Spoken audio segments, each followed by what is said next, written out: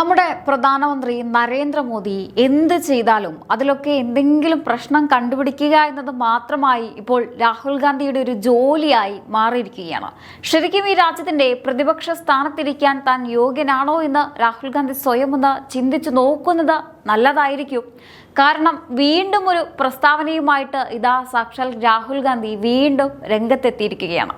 ഇപ്പോഴിതാ പുതിയൊരു കാര്യം എന്ന് പറഞ്ഞാൽ വിദ്യാഭ്യാസ മേഖലയെ RSS വിഴുങ്ങിയത്രേ. ധർമ്മേന്ദ്ര പ്രധാൻ കേവലം ഒരു പ്രതീകം മാത്രമാണത്രേ. പാർലമെന്റിൽ രാഹുൽ ഗാന്ധി നടത്തിയ ഈ വലിയ ആനടിയുടെ കഥ കേട്ടാൽ ആരും ഒന്ന് അമ്പരന്ന് പോകും.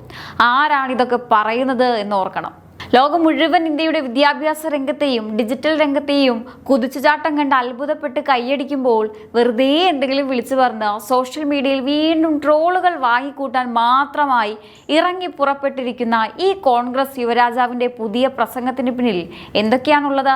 യഥാർത്ഥത്തിൽ പാർലമെന്റിൽ എന്താണ് സംഭവിച്ചതെന്നും രാഹുൽ ഗാന്ധിയുടെ ഈ പൊള്ളയായ നാടകങ്ങളുടെ പൊള്ളത്തരം എന്താണെന്നും നമുക്ക് പരിശോധിക്കാം. അപ്പോൾ വിഷയം എന്താണെന്ന് വെച്ചാൽ ലോക്സഭയിൽ ചോർച്ചാ വിരുദ്ധ ബില്ലിന്മേൽ ചർച്ച നടക്കുന്നതിനിടയിലാണ് രാഹുൽ ഗാന്ധി വിവാദ പ്രസംഗം നടത്തിയത്.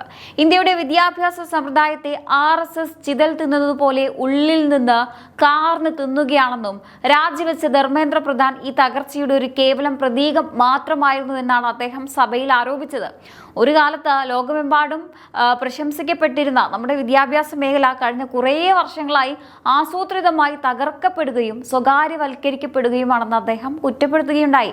എന്നാൽ യഥാർത്ഥത്തിൽ എന്താണ് ഇവിടെ സംഭവിക്കുന്നത്? രാഹുൽ ഗാന്ധി ഉന്നയിക്കുന്ന ഈ ആരോപണങ്ങളുടെ പൊള്ളത്തരം ഒന്ന് പരിശോധിക്കാം.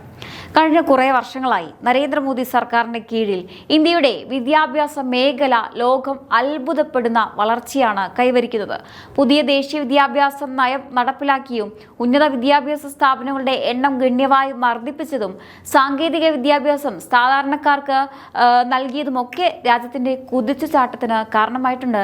ഇതൊന്നും കാണാതെ വെറും രാഷ്ട്രീയ ലക്ഷ്യങ്ങളോടെയുള്ള ആരോപണങ്ങൾ ഉന്നയിച്ച് ജനങ്ങളെ തെറ്റിദ്ധരിപ്പിക്കാനാണ് പ്രതിപക്ഷം എപ്പോഴും ശ്രമിക്കുന്നത്. ഇതോടൊപ്പം തന്നെ രാഹുൽ ഗാന്ധി ഉന്നയിച്ച മറ്റൊരു പ്രധാന വിഷയം ജന്തർ മന്ദറിലും ഡൽഹിയിലും സമരം ചെയ്ത വിദ്യാർത്ഥികൾക്ക് നേരെ അമിത്ഷായുടെ നിർദ്ദേശപ്രകാരം പെല്ലറ്റ് ഗണ്ണുകളും മാരകായുധങ്ങളും പ്രയോഗിക്കാൻ അനുമതി നൽകി എന്നതായിരുന്നു. സ്വന്തം രാജ്യത്തെ സുരക്ഷാ സേനയെയും ഭരണ സംവിധാനത്തെയും കുറിച്ച് ഒരു പ്രതിപക്ഷ നേതാവ് ഇത്തരത്തിൽ ഉത്തരവാദിത്തമില്ലാതെ സംസാരിക്കുന്നത് എന്തുമാത്രം വിഡ്ഢിത്തമാണ്.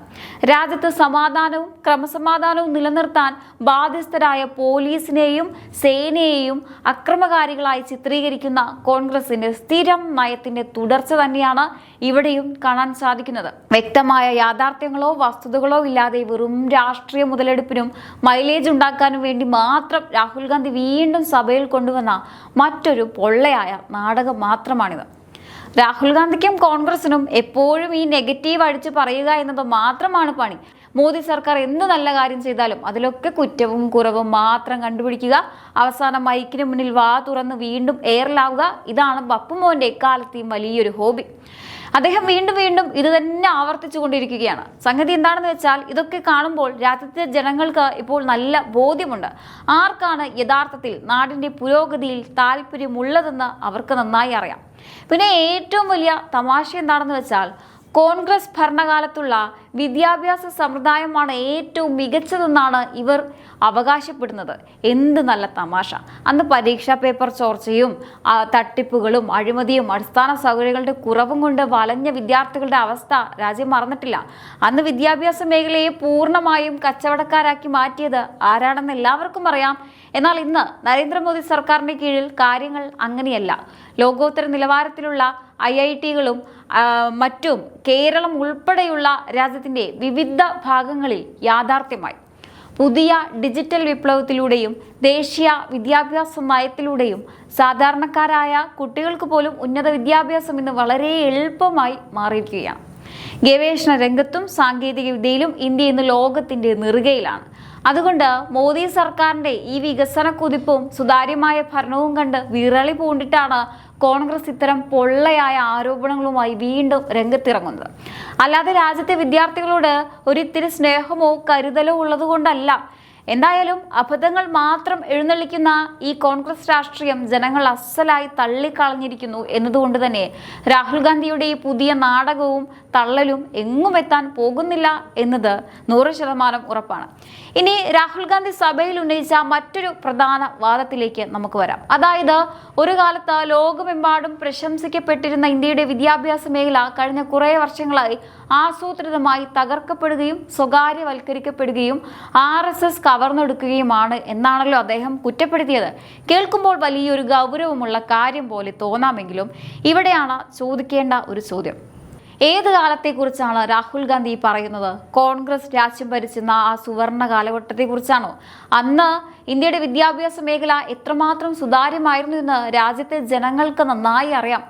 കോൺഗ്രസ് ഭരണകാലത്ത് പതിറ്റാണ്ടുകളോളം രാജ്യത്ത് വ്യാപകമായി പരീക്ഷാ ചോദ്യപേപ്പർ ചോർച്ചകളും തട്ടിപ്പുകളും വൻകിട മാഫിയകളുടെ ആധിപത്യവും ഒക്കെ നടന്നിരുന്നു. പല സംസ്ഥാനങ്ങളിലും ലക്ഷക്കണക്കിന് വിദ്യാർത്ഥികളുടെ ഭാഷയും ഭാവിയും വെച്ച് കളിച്ച പഴയ കാലഘട്ടത്തെയാണോ ലോകം പ്രശംസിച്ചു എന്ന് രാഹുൽ ഗാന്ധി അവകാശപ്പെടുന്നത്? അന്ന് വിദ്യാഭ്യാസ സ്ഥാപനങ്ങൾ പലതും ഭരണകർത്താക്കളുടെയും സ്വാർത്ഥ താല്പര്യക്കാരുടെയും ബിസിനസ് സ്ഥാപനങ്ങൾ മാത്രമായി ചുരുങ്ങിപ്പോയത് കണ്ടതാണ്. അന്നത്തെ ആ കെടുകാര്യസ്ഥതയും സ്വകാര്യവൽക്കരണവുമാണല്ലേ യഥാർത്ഥത്തിൽ നമ്മുടെ വിദ്യാഭ്യാസ മേഖലയെ പിറകോട്ട് വലിച്ചത്. എന്നാൽ ഇന്ന് നരേന്ദ്രമോദി സർക്കാരിന്റെ കീഴിൽ കാര്യങ്ങൾ അങ്ങനെയല്ല. ലക്ഷക്കണക്കിന് പുതിയ വിദ്യാഭ്യാസ സ്ഥാപനങ്ങൾ നിലവിൽ വന്നിട്ടുണ്ട്. എവിടെയെങ്കിലും ചെറിയ വീഴ്ചകൾ ഉണ്ടാകുമ്പോൾ തന്നെ കർശനമായ നിയമപരമായ നടപടികൾ സ്വീകരിക്കാനും മോദി സർക്കാർ തയ്യാറാകുന്നുണ്ട്. അതുകൊണ്ട് കോൺഗ്രസ് ഭരണകാലത്തെ ഇരുണ്ട കാലഘട്ടം മറച്ചു വെച്ചുകൊണ്ട് ഇന്ന് രാജ്യം കൈവരിക്കുന്ന ഡിജിറ്റൽ വിദ്യാഭ്യാസ വിപ്ലവത്തെയും കുതിച്ചുചാട്ടത്തെയും കാണാതെ കണ്ണടയ്ക്കുന്നത് വെറും രാഷ്ട്രീയ കാപ്പട്യമല്ലാതെ മറ്റൊന്നുമല്ല. തെളിവുകൾ നിരത്തി പരിശോധിച്ചാൽ അന്ന് വിദ്യാഭ്യാസ മേഖലയെ തകർത്തത് ആരാണെന്നും ഇന്ന് അതിനെ ലോക നിലവാരത്തിലേക്ക് ഉയർത്തുന്നത് ആരാണെന്നും ജനങ്ങൾക്ക് വളരെ വ്യക്തമായി തന്നെ അറിയാം. ഇനി രാഹുൽ ഗാന്ധിയുടെ അടുത്ത ഡയലോഗ് എന്താണെന്ന് അറിയാമോ?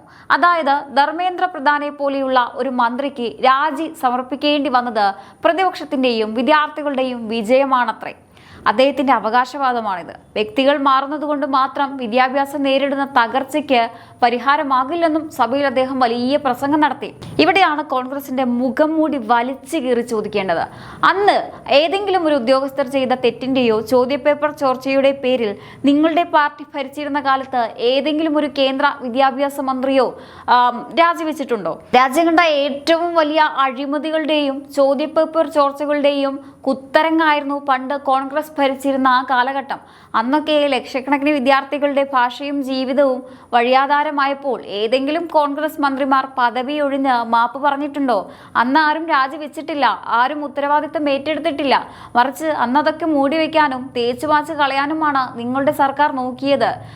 എന്നിട്ടാണ് ഇന്ന് യാതൊരു ഉളുപ്പുമില്ലാതെ സ്വന്തം ഭരണകാലത്തെ ആ ഒരു അഴിമതി കഥയും ഒക്കെ മറച്ചു വെച്ചുകൊണ്ട് മോദി സർക്കാരിനെതിരെ ഇവർ വീരവാദം മുഴക്കിക്കൊണ്ട് വരുന്നത്. ചോദ്യപേപ്പർ ചോർച്ചയ്ക്കും പരീക്ഷാ തട്ടിപ്പുകൾക്കും എതിരെയൊക്കെ സംസാരിക്കാൻ അന്ന് രാജ്യം ഭരിച്ചിരുന്ന കോൺഗ്രസിന് യാതൊരു ധാർമ്മിക അവകാശവുമില്ല. സ്വന്തം ഭരണകാലത്തെ അഴിമതിയും വീഴ്ചകളും ജനങ്ങളുടെ കണ്ണിൽ നിന്നും മറച്ചു പിടിക്കാൻ വേണ്ടി മാത്രം ഇത്തരം ന്യായങ്ങളുമായി ഇറങ്ങി പുറപ്പെടാൻ നിങ്ങൾക്ക് നാണമില്ലേ എന്നാണ് ജനങ്ങൾ ചോദിക്കുന്നത്. രാജ്യത്തെ പരീക്ഷാ തട്ടിപ്പുകളും ചോർച്ചകളും പൂർണ്ണമായും തടയാൻ ലക്ഷ്യമിട്ടുകൊണ്ട് കൊണ്ടുവന്ന ആ നിർണായകമായ ചോർച്ചാ വിരുദ്ധ ബില്ല് സഭയിൽ പാസാക്കാൻ എന്തുകൊണ്ടാണ് ഈ പ്രതിപക്ഷം സമ്മതിക്കാത്തത്? വിദ്യാർത്ഥികളുടെ ഭാഷയും ഭാവിയും സുരക്ഷിതമാക്കാൻ കേന്ദ്ര സർക്കാർ ശക്തമായ നിയമങ്ങളും ബില്ലുകളും കൊണ്ടുവരുമ്പോൾ അതിനെ ക്രിയാത്മകമായി പിന്തുണയ്ക്കുന്നതിന് പകരം സഭയിൽ ബഹളം വയ്ക്കാനും തടസ്സങ്ങൾ സൃഷ്ടിക്കാനുമാണ് കോൺഗ്രസ് എപ്പോഴും ശ്രമിക്കുന്നത്. സഭ തുടങ്ങുമ്പോൾ തന്നെ ബില്ലുകൾ ചർച്ച ചെയ്യാൻ അനുവദിക്കാതെ നടുത്തളത്തിലിറങ്ങി ബഹളം വയ്ക്കുക, സഭ തടസ്സപ്പെടുത്തുക. ഇതാണോ വിദ്യാർത്ഥികളോടുള്ള നിങ്ങളുടെ പ്രതിബദ്ധത എന്ന് പറയുന്നത്? വിദ്യാർത്ഥികൾക്ക് അനുകൂലമായ നിയമനിർമ്മാണങ്ങൾ വരുമ്പോൾ അത് കൈയടിച്ച് പാസ്സാക്കാൻ നിങ്ങളുടെയൊക്കെ കൈകൾ എന്തുകൊണ്ടാണ് ഉയരാത്തത്? മോദി സർക്കാർ രാജ്യത്ത് സുതാര്യത കൊണ്ടുവരാൻ ശ്രമിക്കുമ്പോൾ അതിനെ തടസ്സപ്പെടുത്തുക, എന്നിട്ട് പുറത്തുപോയി സർക്കാർ ഒന്നും ചെയ്യുന്നില്ല എന്ന് മുതലക്കണ്ണീർ ഒഴുക്കുക. ഇതാണ് വർഷങ്ങളായി കോൺഗ്രസ് നടത്തിക്കൊണ്ടിരിക്കുന്ന ഇരട്ടത്താപ്പ് രാഷ്ട്രീയം. യഥാർത്ഥത്തിൽ വിദ്യാർത്ഥികളുടെ പ്രശ്നങ്ങൾ പരിഹരിക്കപ്പെടണം എന്ന ആത്മാർത്ഥത നിങ്ങൾക്കുണ്ടെങ്കിൽ ആദ്യം സഭയിൽ ബില്ലുകൾ പാസ്സാക്കാൻ പ്രതിപക്ഷം അനുവദിക്കുകയാണ് വേണ്ടത്. അല്ലാതെ സഭയിൽ കുഴപ്പങ്ങൾ ഉണ്ടാക്കി ജനങ്ങളെ കബളിപ്പിക്കാമെന്ന് കരുതേണ്ട. നിങ്ങളുടെ ഈ കബഡി മുഖം രാജ്യത്തെ യുവജനങ്ങളും എല്ലാവരും തിരിച്ചറിഞ്ഞു കഴിഞ്ഞു. എന്തായാലും ഈ ഒരു വിഷയത്തെക്കുറിച്ചുള്ള നിങ്ങളുടെ അഭിപ്രായങ്ങൾ തീർച്ചയായിട്ടും താഴെ കമന്റ് ബോക്സിൽ രേഖപ്പെടുത്തുക. മറ്റൊരു വിഷയമായി വീണ്ടും കാണാം. നന്ദി.